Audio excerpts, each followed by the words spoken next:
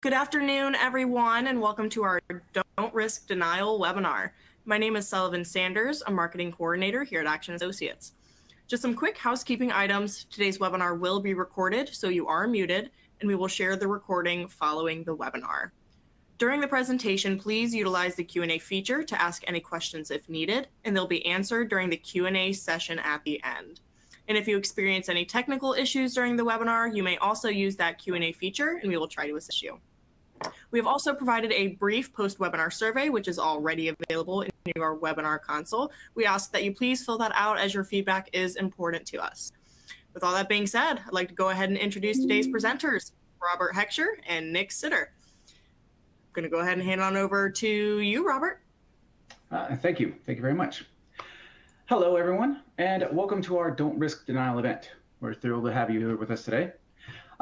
Today, we're going to explore how organizations like yours can better understand the questions outlined in cybersecurity insurance forms and ensure your organization is adhering to policy requirements in the hopes that you are on your way to building true cyber resilience.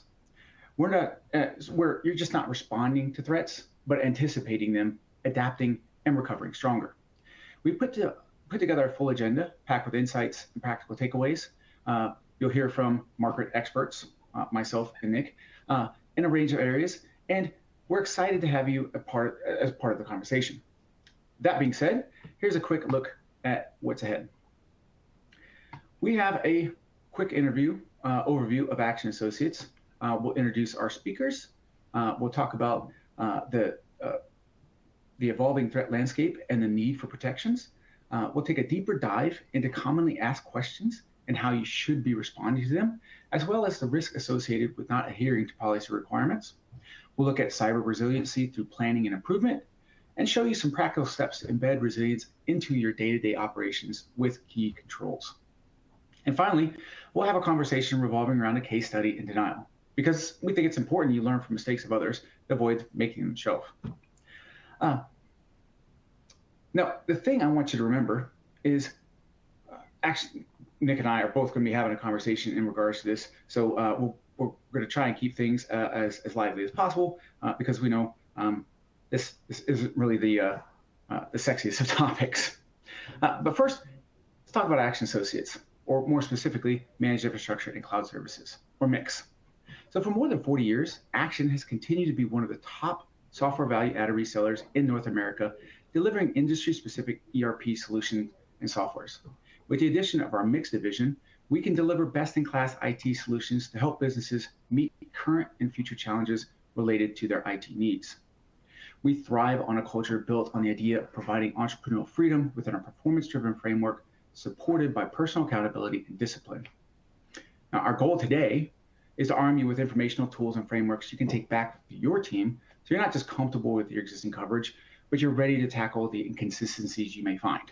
And of course, with a full complement of cybersecurity services, Aktion would love to be a partner and stand by your side to keep your business secure and productive.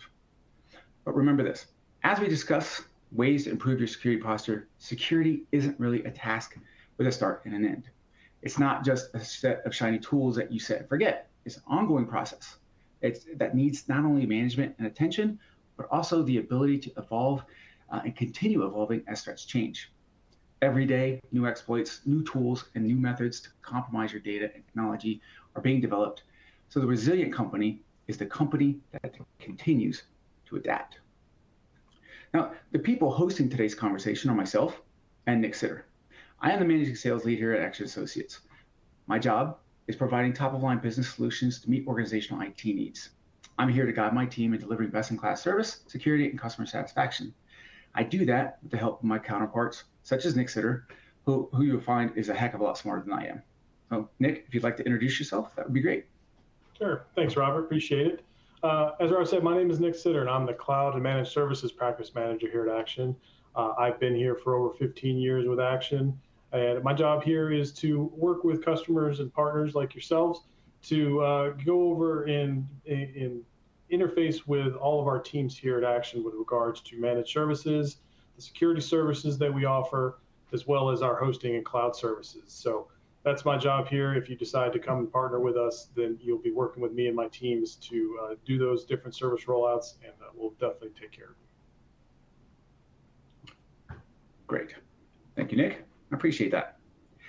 Now, again, today's topic isn't the sexiest. I mean, it's insurance, but I do hope you leave with the pertinent tools necessary to ensure you're following your policy requirements set forth by your insurance company. So with that, let's get into it. But let me ask a question. What is cybersecurity insurance? What do you see as cybersecurity insurance? Cybersecurity insurance, as defined on this slide here, provides a windfall of financial protections for companies affected by cyber-related threats, which is why it's important to have. And with the growing number of threat actors flooding the marketplace, we're seeing a frightening trend. Smaller companies are being targeted. Why?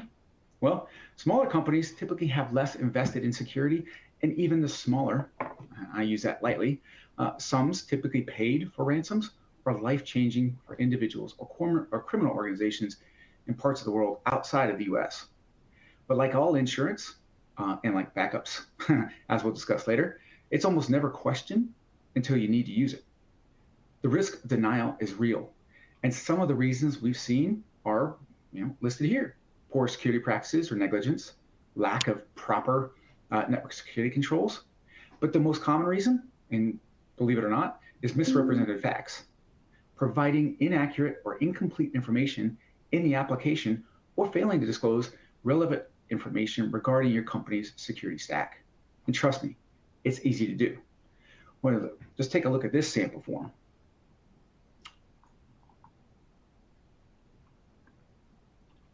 So in looking at this particular insurance form, you can see that a lot of the questions at the start are pretty basic and may not even apply to organizations such as yourself.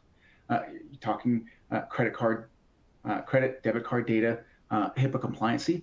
A lot of construction, financial engineering firms that we work with don't have to worry about a lot of that stuff. But as you continue down this particular form, you'll see that it gets into things such as privacy controls, network security controls, multi-factor authentications, annual pen testing, payment card controls, content liability controls. The list goes on and on and on. And as the form gets deeper and deeper, those questions get more and more complicated. So today, we're going to try and assist you with delving into those questions and finding that you have the right answers when filling out these particular forms. So I have to ask everybody, this is typically one thing that we do for our clients. And one of the first questions we ask, do you currently have cybersecurity insurance? If you do, great. Now, how confident are you in meeting the requirements set by that policy? And how can you grow in that confidence level when we're looking at those particular forms, looking at those particular questions? Now, in the future slides, we've compiled a list of questions found on that previous questionnaire. We're going to highlight how you should be answering those questions appropriately and ensure you have a firm grasp on understanding the need.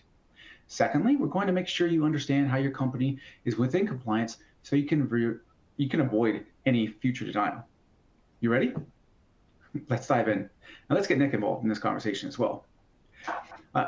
First thing we're going to do is look at multi-factor authentication. So thanks, Robert. I'm going to let Nick. Appreciate it, Robert. So yeah, everyone here has more than likely used multi-factor authentication in their day-to-day lives, right? You all have bank accounts, you all have other accounts. That MFA is kind of the de facto standard today. That's the bare minimum that most accounts want to have just to try to mitigate some of the cybersecurity risks that are available.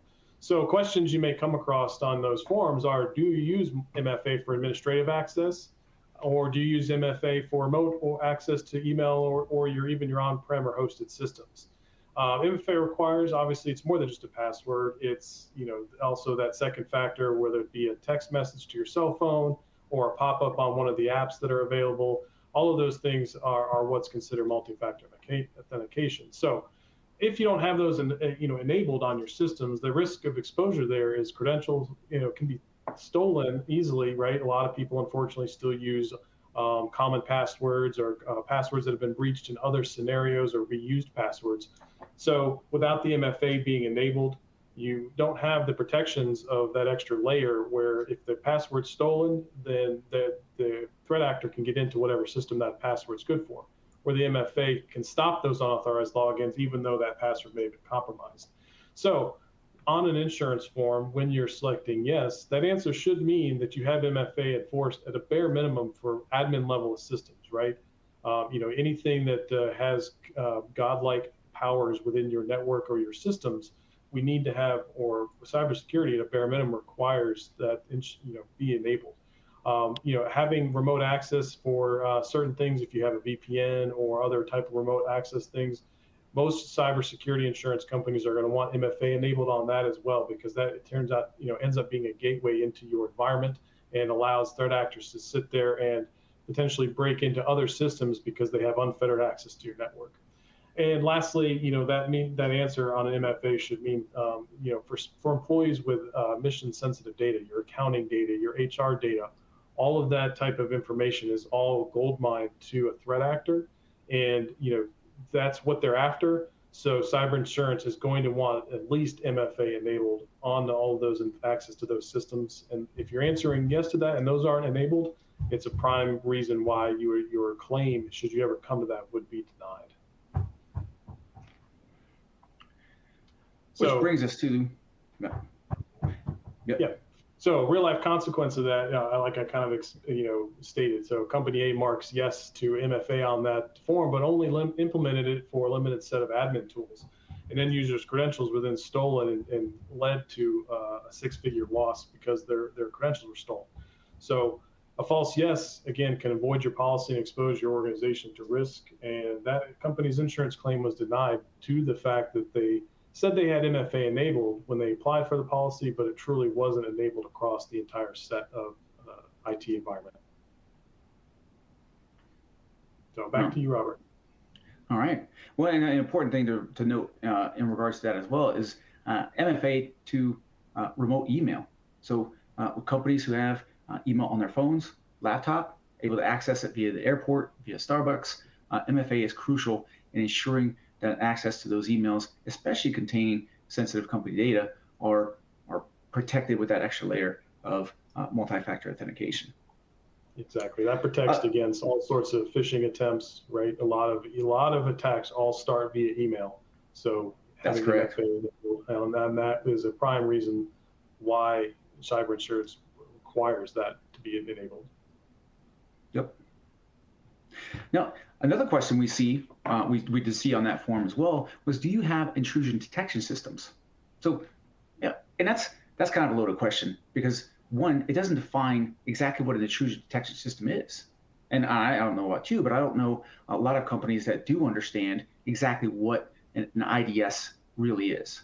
So an IDS is a monitoring mechanism for your network that actively monitors suspicious activity, such as unauthorized access attempts, malware movement, unusual spikes in resource allocation, and sends alerts to individuals monitoring those particular IDS systems so that they can take action against those particular spikes, those particular activities, those particular instances. Now, so if the important thing to note on that particular question is, do you have an intrusion detection system? But more importantly, do you have someone assigned to respond to that IDS system? Because a yes on a questionnaire for that is, yes, I do have an IDS system. Yes, I do have a chief privacy officer. Yes, I do have an individual assigned or company assigned that is actively monitoring that particular component to ensure that the safety of my company and its data is actively being monitored. So if you do answer yes, but then don't have the proper procedures in place, or you don't have the proper systems in place, well, we can look at a real life consequence. See, company B did mark yes on a business class intrusion detection system, but they never actually licensed the solution. And this is an actual case that we have seen where you buy something such as application that's actively monitoring, and you simply forget to license it, or you let that license expire. After which, a hacker gained access to the network and gained access to sensitive company data. And with no IDS, this breach went on for months, and the damage was insurmountable. Well, Company B was forced to spend thousands and thousands on remediation, none of which was covered by their insurance plan because of that one lapse in coverage, because of that expiration of a license. So it's very important that, one, you do have those systems in place, and two, you're actively monitoring those things. Because like most systems out there today, you have to pay to keep them. You have to pay to keep them, in motion. Nick, along the lines of an IDS system, that on those cyber and security insurance forms, it's going to usually come along with the same question regarding an IPS, or intrusion prevention system. So IDS, those are detecting and doing things for finding threats in your networks and on your systems. But an IPS system works hand in hand with that detection system to actually prevent those malicious threats in real time by either stopping the traffic or closing a network port or whatever it might be. So, if you have an IDS, you also have an IPS in place. And without that IPS, those attacks, like on the last slide showed, they can go on for months and months. And if no humans involved in that system, and you don't have a automated system like an IPS system to prevent those things are going to continue on without being stopped, allowing the attackers to get a bigger foothold and extract more data, encrypt more data, whatever it might be. So on your form, when you're answering yes, that you do have an IPS system in place, that means the IPS is deployed and actively filtering inbound and outbound traffic. And the system is staying up to date with the current threat intelligence from whatever provider you might be buying that IPS system from. So in a situation here where real life consequence for company C, they marked yes to having that IPS system, but failed to implement it properly, right? So just saying that you have an IPS system on the network is not a valid enough solution. You have to make sure that you truly have it implemented and configured and managed properly. So a malicious email made it through the email protections from the spam filters and whatnot, and a user inadvertently downloaded a virus that crippled operations, leading to a large revenue loss. So the outcome of that was that the claim from Company C was denied because they said they had an IPS, but the cybersecurity insurance found that while yes, you didn't have it properly implemented. So they did not cover the claim, and so they lost that revenue, as well as just their overall image in the world took a hit as well, because their company is now involved in a cybersecurity incident and had to deal with those things. So Nick, I know the audience can't ask questions for our webinar, but I feel one. So I want to ask, so where can an IPS reside on, let's say, a company's network? Is that, I saw on the previous slide, it was just the edge where it was the firewall. Is that where an IPS sits, or is IPS throughout the network as a whole? Sure. Typically, the IPSs are usually on the edge, right? It's built into a lot of firewalls, and it's actively looking at the traffic, whereas a standard firewall out of the box, that's just going to block and allow traffic based on rules and whatnot. But if you add and license the IPS, IDS portions of firewalls, it actively starts looking at that traffic to determine what the traffic is and does it match known potential malicious traffic. So primarily those systems do run on the edges, but you could probably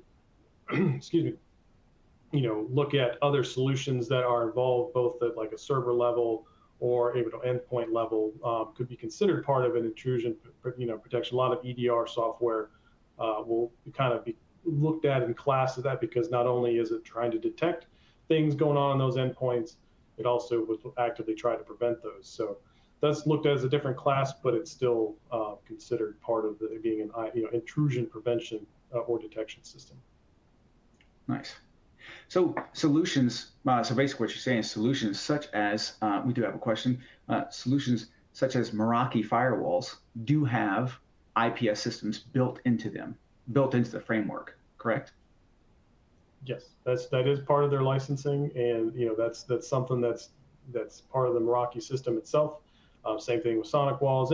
Primarily, I mean, unless you're buying a low-end consumer router for your home, those typically don't have IPS IDS systems part of it. But any business class firewall that you're going to buy from Sonic Wall, from Meraki, from ForcePoint, from FortiGate, any of those type of providers are going to have a part of that, an intrusion detection prevention system, but a lot of times it is an additional license layer that we typically include when we sell those type of devices. Great. And there was that other key word there, license. So even though you do purchase that on the initial deployment of particular IPS systems, they are licensed and they have to be continually maintained and updated. So don't let that coverage lapse. And that's where ensuring that the proper IPS system is licensed is crucial to ensuring that you don't get denied for anything that happens as a result as well. So great, thank you, Nick. Yep. So another common question that pops up is it revolves around backup and disaster recovery. Do you have a backup and recovery procedure in place for critical business and customer data?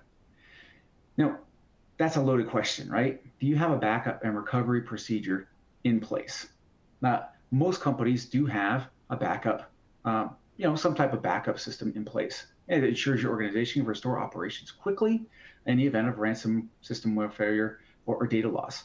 But looking into that question a little deeper, how is it that you're going to prevent your backup from becoming part of that, that instance or that spyware, that malware? How do you protect your backup and disaster recovery solution from being mixed up in that initial attack?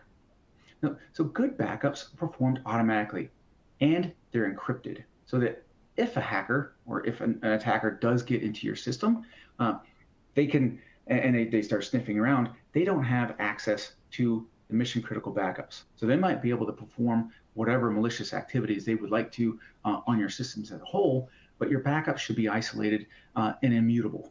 They should be unchanged for particular periods of time, so that if something does happen, that you have at least a good copy that is restorable from an offsite location or online, and able to be pushed back down to your environment at a moment's notice.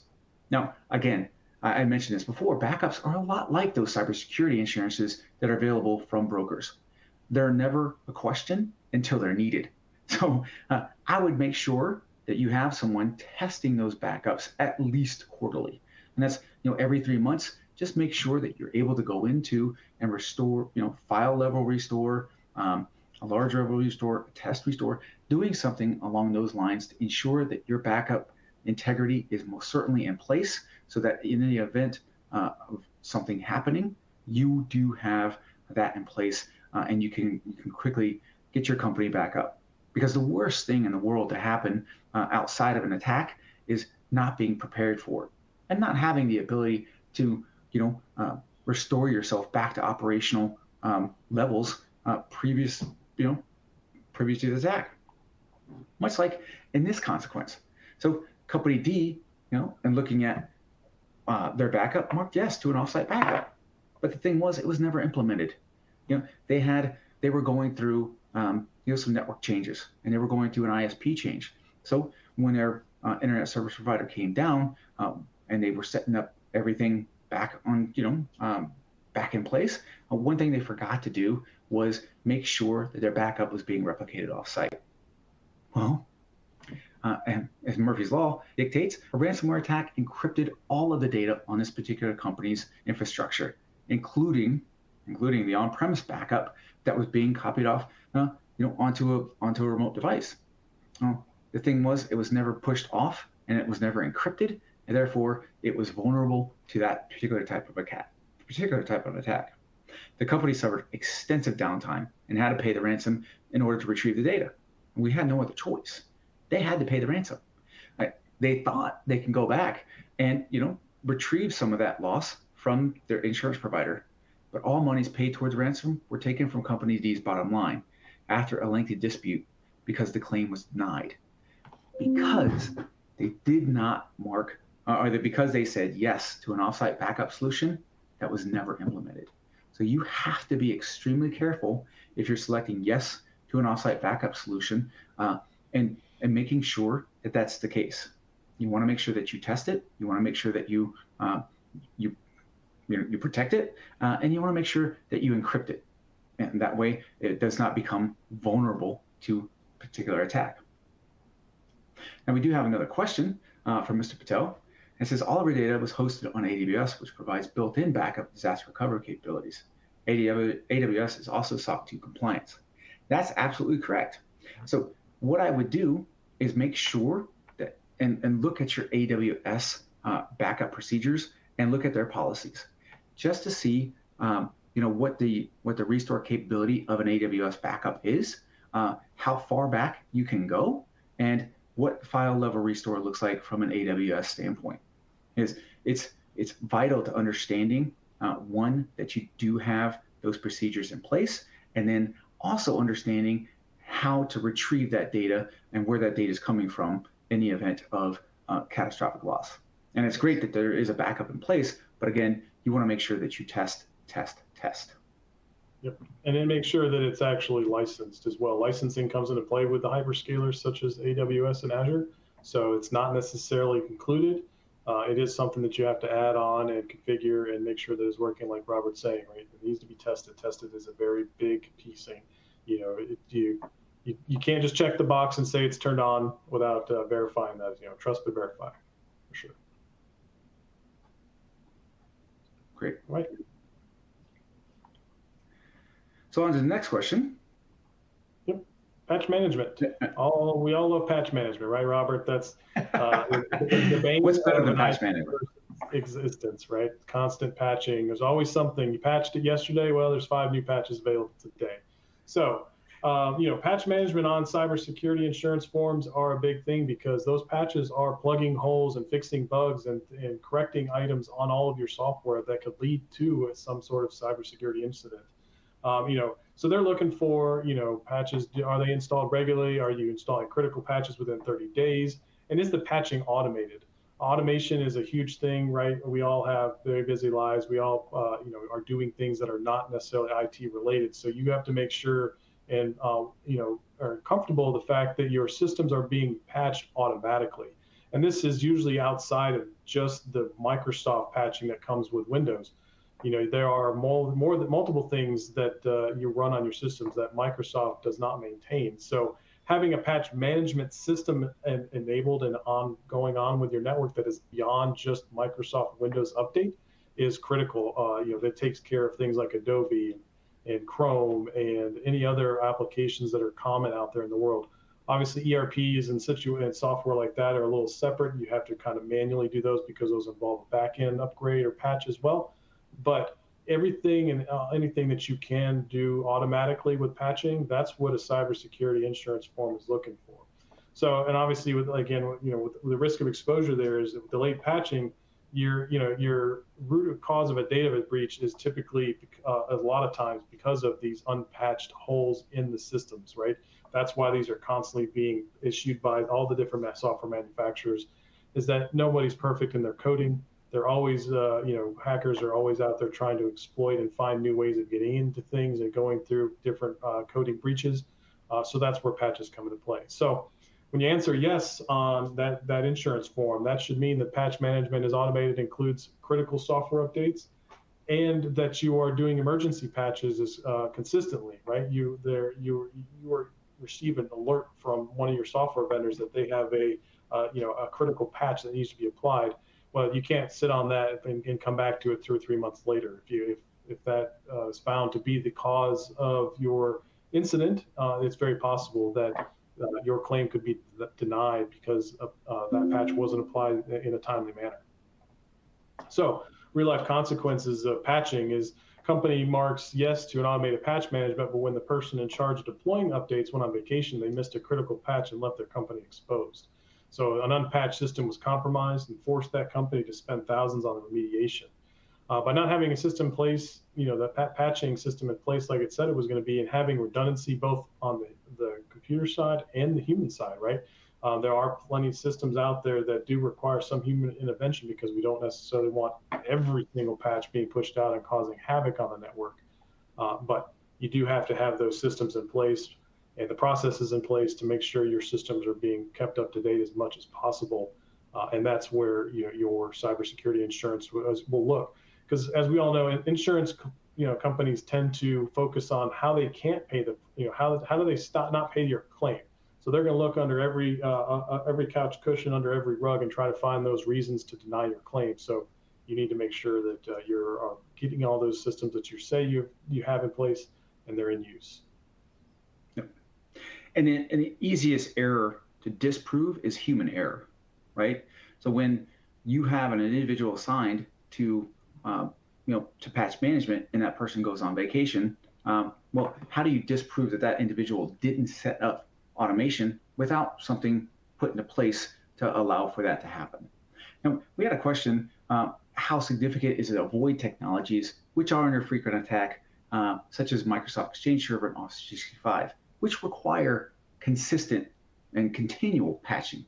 Well, unfortunately, businesses today run off of those particular things.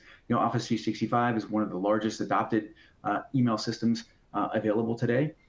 And Microsoft, there's a reason Bill Gates is the richest man on the face of the planet. Everyone uses those particular types of systems.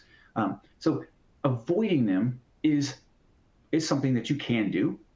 Will I say it's easy? I can't. I can't say that's going to be easy for anyone to do that, because majority of businesses today run on systems that require regular patch management. That's why it's important to have insurance coverage, and it's why it's important to understand that question on the form when it comes to patch management. Understanding that those systems are vulnerable, but then also understanding that you have the proper checksums in place to prevent those things becoming catastrophic for you. So right. I think, again, understanding those questions, understanding those systems is crucial in that. But the significance one thing I would add to Bob's question there is that, yes, Microsoft 365 is a huge point of attack from a lot of threat actors out there in the world, right? But they are fully aware of that, and they are probably working twice as hard to make sure that their systems stay as least vulnerable as possible, against those sort of attacks. So in the eyes of a cybersecurity insurance form or policy, more than likely you're going to have a better result and a better security posture by staying with those solutions that are constantly being patched and updated and monitored, like Microsoft does with 365, rather than trying to use a one-off system or continue on with an older on-premise email system, right? Because those systems, those are legacy systems. You could still run them, but they are not nearly as maintained and updated and whatnot, patched, for example, as 365 is. So I get it. It's kind of a double-edged sword. You have, 365 is a great system, but it is a huge vector for attack. So making sure that you're utilizing all of the security features of that system is paramount. Yep, absolutely. Now, as we've seen within the last 5 companies that we looked at, marking yes when those things aren't in place led to a denial. So do we see a pattern here? I think we do. All these things lead up to what they're considered to be network security controls. So what is a network security control? As seen on the form before, network security controls are essentially technical and administrative safeguards implemented to protect systems and data from unauthorized access. And I don't mean to read a slide like that. It's just best definition that I can come up with. So I figured I'd put it right there on there. But to assess what insurers do, like what Nick had said before, they're flipping over every couch cushion. They're looking for every reason to deny a particular claim. And the reason they send these forms out is to assess the likelihood of your company being the victim of a breach, or they're testing your ability or wanting to test your ability to detect, prevent, and respond to those particular threats via that form. And that's why when you do mark yes or do mark no, you make sure that you have those things in place. Now, some of the things we didn't quite cover that I'd like to talk a little bit about as well is some additional key controls, such as some of these things that are listed here. Now, as you can see, there's different types, right? And you know some of these. Everybody knows what a good antivirus system is, right? Antivirus systems are almost every day. You can get a free antivirus system, from just about anywhere today. It doesn't mean that it's good, but it's most certainly out there. The thing is, with antivirus systems, you have to read some of those particular policies and some of those licensing agreements when downloading them for production environments, because a lot of those free antivirus solutions will outright say this is not to be implemented on a production environment or to be used in an enterprise level system. So if you do put a free antivirus onto a production environment that is enterprise level and or used for company business, used for business purposes, you can get denied as a result of that. So make sure you look at what you're using for antivirus. Now, the other things on this list, such as annual pen testing, security assessments, password controls, those things are a little bit more complicated. So I'd like to go a little bit into what those particular things are and why you should have those in your environment. And so you can check yes on that particular form when that question does pop up. The first one I'd like to take a look at is security assessments. Now, these are usually procedures that are performed regularly to document and outline what controls you're using to maintain the security stack implemented into your environment. Well, essentially, it's a blueprint for conducting a security audit. And believe it or not, you can do this by yourself. It's very easy to do. All you really need to go through is look at what security measures you have in place, such as testing your backups, reading your antivirus licensing agreements, and double checking to make sure that everything is licensed. Very easy steps, very easy things to do to make sure that you are in line with policy requirements set forth by your insurance company. And so security assessments can be done by yourself, or they can be done by individuals that you partner with to manage your IT needs. Now, one thing you can't do by yourself is pen testing. And I'm going to let Nick talk a little bit about this because, again, he's a heck of a lot more ingrained on this side of the business than I am, and he's more familiar with what pen testing entails and why it's best suited to be left alone for an outside organization. So pen testing, that is kind of like what you would expect. You'd see kind of a white hat hacker, or company looking at your systems and trying to figure out how they can get in, right? They're trying to act just like a nefarious hacker would and do everything they can to get into your systems. And they're going to document and make note of any vulnerability that they find. So the difference between on here, the vulnerability assessment and a pen test. Vulnerability assessment is a scan of your environment, of all of your endpoints, your edge, anything that you might have open from an external access point of view, and identify those potential weak points and problems, both at a patch level, a software level, and best practice level. So that's more of just kind of doing an automated type situation where it'll give you a list of, hey, you've got these 3 things on your network. They all have documented vulnerabilities, and here's the steps that you can use to actually, mitigate those known weaknesses, right? Where penetration testing is a full-blown, individual or company coming in and trying to truly exploit all of your security that you have layered on to your network, right?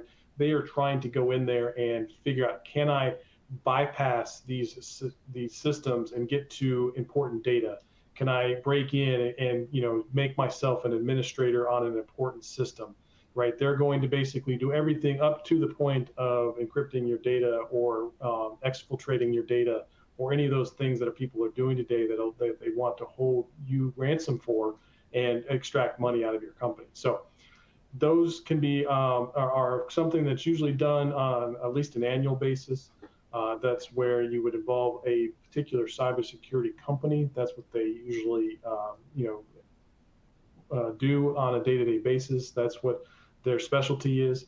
They will run pen testing. It can be over a day, it could be over a week, or over a month, depending on your systems. And they're going to go through and just try to get into your system and then give you a report at the end and say, here's what we did, here's what we were not able to do, and here's what we were able to do, and here's how we can fix it for you. So a vulnerability assessment is kind of a top level, kind of a known thing. So it's fairly easy to run. You can have, there are softwares out there that allow you to run this yourself, or again, you can have a security company run this for you and give you just a list of basically known patching, where penetration testing is a more involved solution, and they try to truly get into your system. So it's something that cybersecurity insurance companies want you to do, because this tells you where you're deficient, right? You may have implemented a bunch of your security function or controls 2 years ago, and things have changed, and you may have not known that you have a new weakness because you have a new piece of software on your network, or one of your systems has gone out of date and needs to be either refreshed, updated, or replaced. So that's where these come into play on your insurance forms, and they want to know that you are not only working and using on your day-to-day stuff, but you're reevaluating, you're making sure that what you had in place yesterday is still valid for today. Right.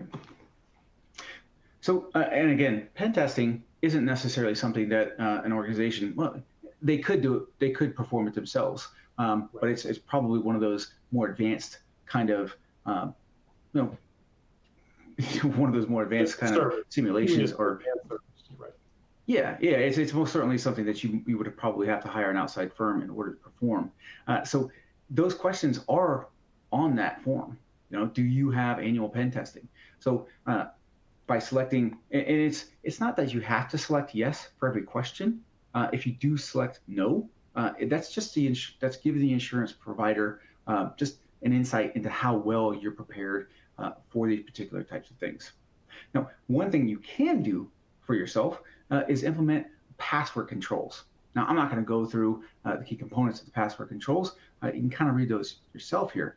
But what I want to highlight is organizations such as yourselves can answer yes to the questions on the forms as long as you are going through and implementing or practicing these regular procedures, such as, so if password control management is a question on that form, then you can say yes as long as you have documentation supporting that you have something like that in place.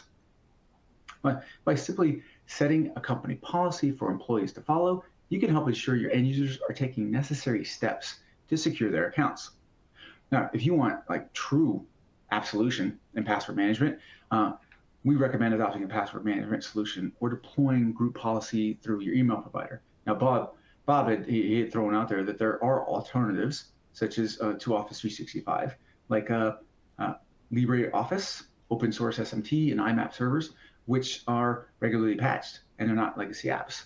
So you can deploy those particular types of solutions, and you can deploy the group policies associated with those solutions to make sure that your end users are using them properly and they have strong passwords to back up what it is they're trying to do. But again, looking at what those key controls are, those additional key controls, these are questions on the form, and you don't always have to say yes to those particular questions. You can always say no. Just be truthful when answering your cybersecurity insurance questionnaires, because if you don't, the risk of denial again is most certainly real. So in that, what I'd like to do is take a look at a case in denial, and this is public knowledge, and thanks in part to the Data Breach Notification Act. So if we look at this denied cybersecurity claim from Cottage Health System back in 2013, Cottage Health Systems had a breach of over 32,000 patient records, which ended up costing them over $4 million in damages. Now, it's no surprise that the claim was denied. They would be up here if it was approved. But let's take a closer look as to how this particular event unfolded. So a man searching on Google discovered that the patient records were publicly accessible due to a misconfigured server. The company was investigated, and it was revealed that Cottage Health System failed to conduct adequate risk assessments, implement sufficient security measures, and perform necessary evaluations of EPHI security. They were fined. As a result, they were fined heavily. Well, they tried to file a claim against their insurance company in order to cover the cost of that breach response. They wanted the regulatory fines covered, and they also wanted the legal defense fees covered. But the insurance company took a look at what it was they had in place. They investigated and found that those proper security postures were not adhered to, and Cottage Health System had marked yes on every one of those questions when reviewing their form. So in the end, again, their claim was absolutely denied because they failed to meet the policy requirements, and they answered incorrectly on that particular insurance form.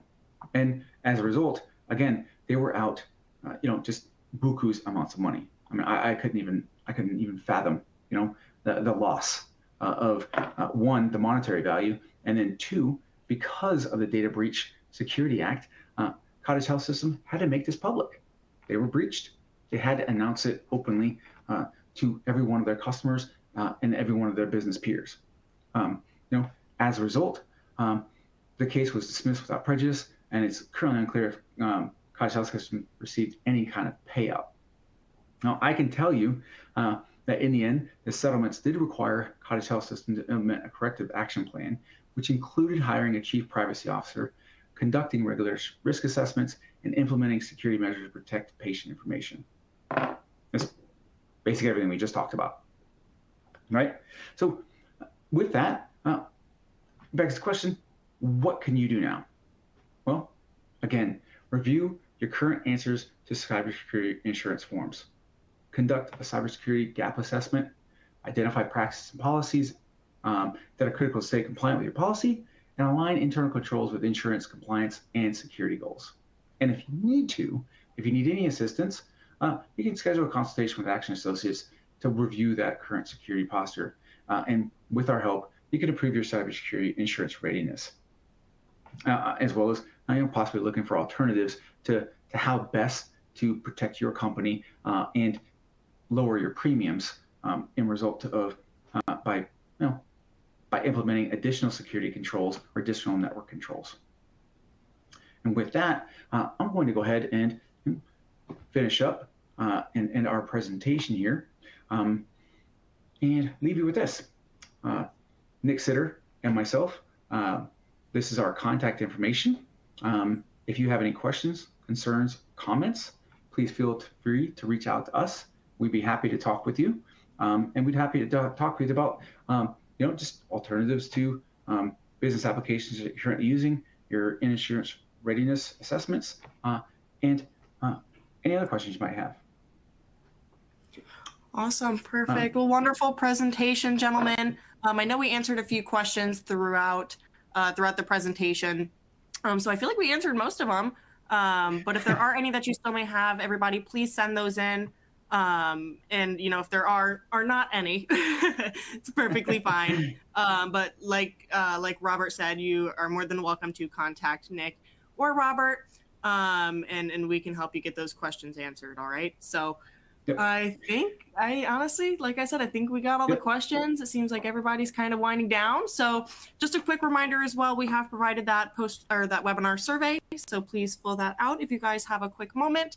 We would really appreciate it. But other than that, thank you again, gentlemen, for the wonderful presentation. And thank you, everybody else, for joining us. And you're very welcome. And as a parting gift, I was going to say, as a parting gift, you can scan this QR code for a cyber insurance readiness guide. You thank our fabulous marketing department for putting that together by clicking that QR code, which I promise is virus-free, malware-free. You can download a form to help you again navigate through that questionnaire and make sure that your company is not in line for denial. And thank you again for everyone's time. I appreciate your consideration, and I wish you all the best. Alrighty, thank you so much. Thank you.